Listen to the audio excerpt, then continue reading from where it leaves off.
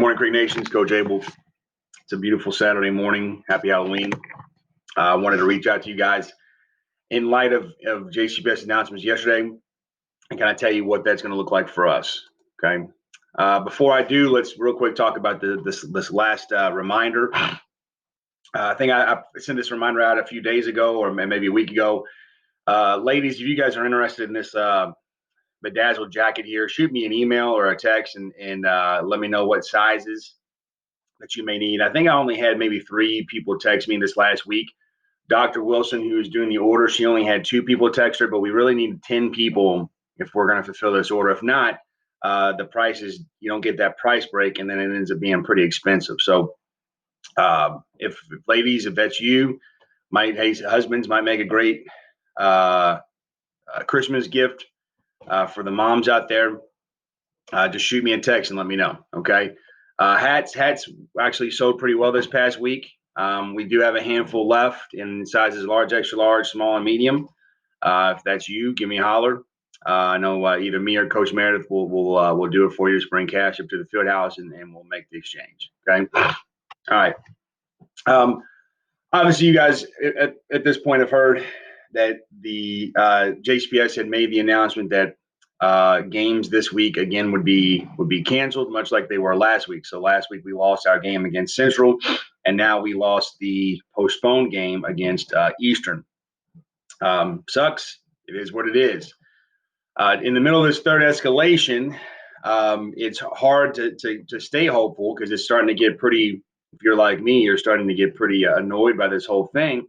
And the only thing we can do is continue to do our part. You know, make sure that we're following the guidelines, wearing the mask, staying socially distant, etc. I do think it's unfair to the children. These young guys, they do the right things while they're here with us.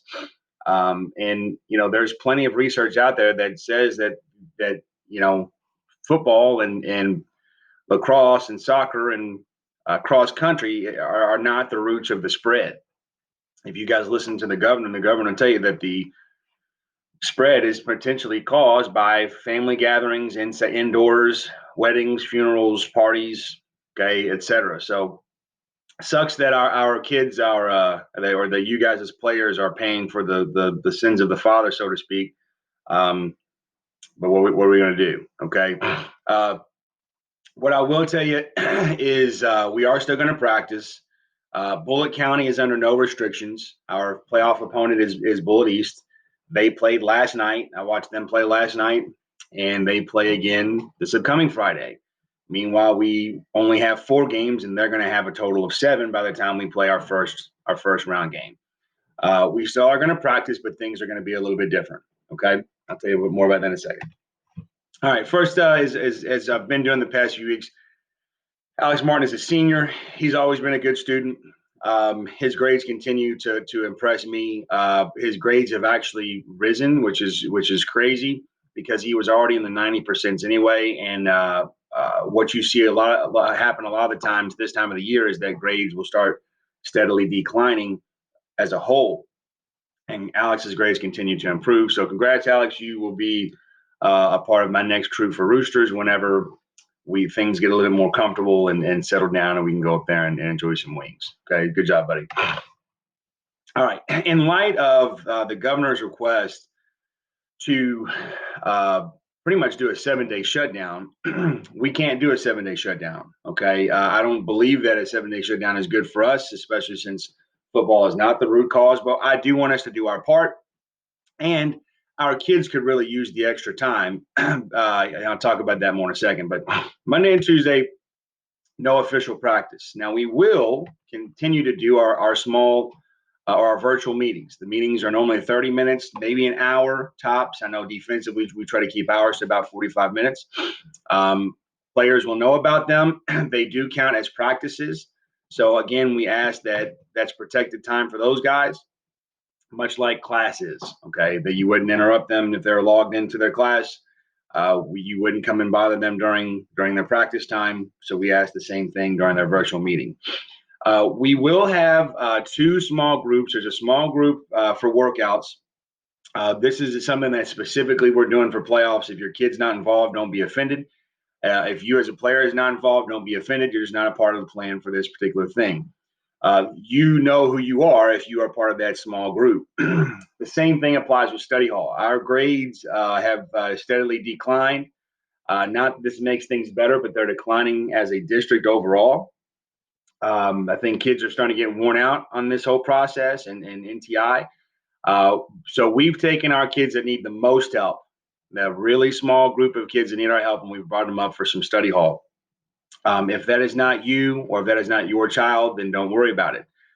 These extra 2 days, pretty much this whole extra week, we didn't practice Wednesday or Thursday or Friday of last week, and now we're not practicing Monday or Tuesday this coming week, are kind of sort of designed to help these guys get caught up. And now there's no excuses.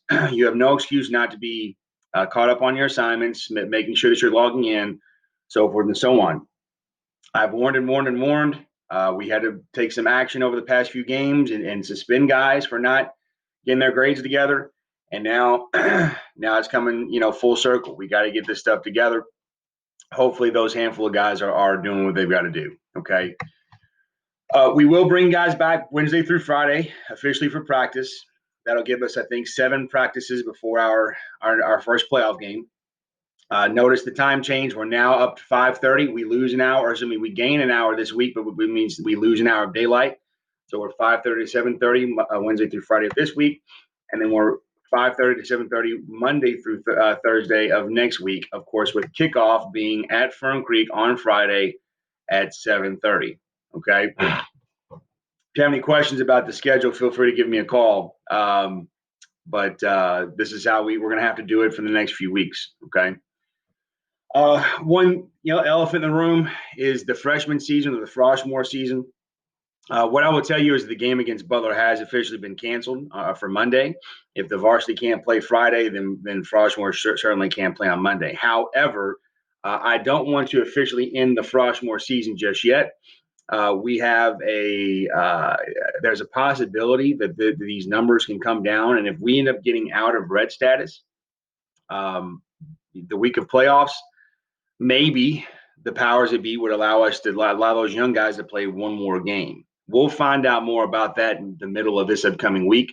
What I'll tell you is that Wednesday, we should know something. Okay, so Wednesday, when these freshmen come in for practice, they'll either be practicing in preparation for the next game, or they'll be turning their equipment in, and we're going to give them all the closing out information and congratulate them on a great season. I'm really, really, really excited about these young guys. A lot of potential there. They seem to be some great coachable kids.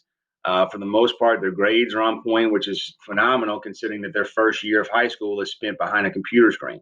So good job, freshmen. I know we've asked a couple more to dress varsity for the playoffs. Congrats to those guys. But we'll just continue to play it by ear. Okay. Second reminder, Amazon Smile, as the holidays are coming around, if you order on Amazon, make sure that you use Amazon Smile and you choose Fern Creek Football Booster Club as your nonprofit organization, especially prepping for Christmas. Lastly, this is not a political statement. This is just a good civic statement. I used to teach social studies, and I would always tell my kids you would never know what party I belong to because I teach the ideas, I teach the philosophies, I teach the civic aspect of politics. It doesn't matter if you're going to vote for Trump, if you're going to vote for Biden, and hell, I don't care if you put down Kanye West. Okay, the key is that you go out and vote and that your opinion's heard. Even not voting for one of the two front runners is a statement of where we're at as a country. And for those of you guys that are 18 and have registered and can vote, please make sure that you do so. I'm a little old school, so I'll be at my polling station early Tuesday morning. My wife just finished. She actually voted yesterday. So, however you do it, get it done. Besides that, guys, hope is greater than fear. Let's hope that we can finish this season out on some positivity. Have a great week.